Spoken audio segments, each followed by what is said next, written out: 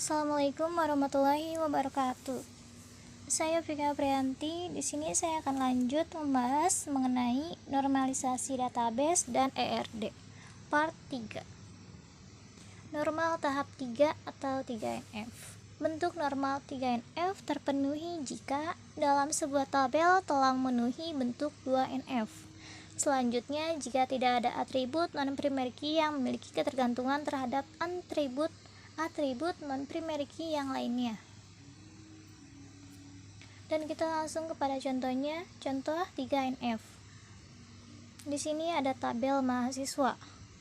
Namun, tabel berikut belum memenuhi 2NF, tapi tidak termasuk tabel berikut memenuhi 2NF, tapi tidak termasuk 3NF. Nah, di mana tabel mahasiswa ini berisi NIM, nama, alamat jalan, alamat kota, alamat provinsi, dan alamat kode pos. Mengapa sudah memenuhi 2NF tapi tidak termasuk 3NF?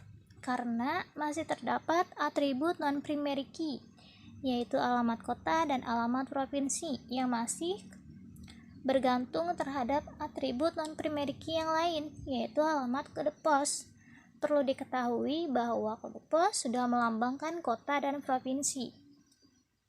Jadi, sebaiknya kode pos dibuatkan tabel tersendiri dan jangan nyambung kepada tabel mahasiswa. Nah, jadi alamat kode pos sudah mencangkup. Nah, jadi kan alamat kode pos itu sudah mencangkup alamat kota dan alamat provinsi ya. Jadi, tabel mahasiswa itu kita pecah. Jadi ada dua tabel, yaitu ada tabel mahasiswa dan tabel kode pos, di mana tabel mahasiswa berisi NIM, nama, alamat jalan, dan alamat kode pos. Sedangkan tabel kode pos itu sendiri berisi alamat kode pos, alamat kota, dan alamat provinsi. Seperti itu. Nah, selanjutnya ada contoh kasus.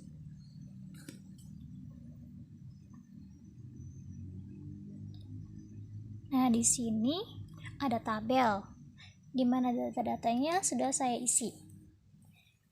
Data-datanya itu juga berisi NIM, nama, tanggal lahir, agama, hobi, nomor telepon, alamat, ID mata kuliah, nama mata kuliah, nilai standar, dan nilai. Seperti dilihat, apakah tabel di atas sudah normal? Dan jawabannya tentu belum. Mengapa belum? Karena tabel tersebut belum memenuhi syarat normal. Perlu diketahui bahwa syarat normal memiliki persyaratannya sendiri. Seperti tadi, 1NF ada persyaratannya, 2NF, dan 3NF. Dan di sini langsung ke hasilnya. Hasil normalisasi. Hasil normalisasinya seperti ini. Sini kan ada tabel NIM, nama, tanggal lahir, agama, hobi, nomor telepon, alamat, ID mata kuliah, nama mata kuliah, nilai standar, dan nilai.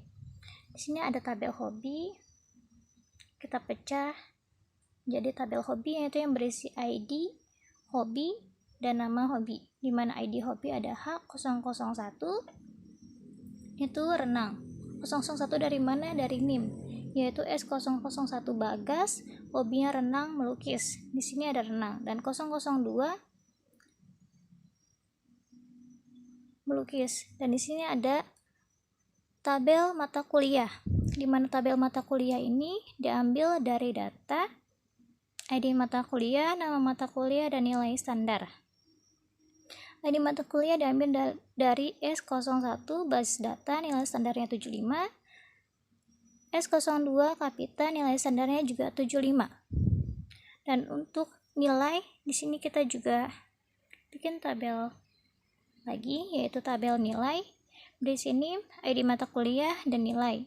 NIM S001, ID mata kuliah SI01, nilainya 90.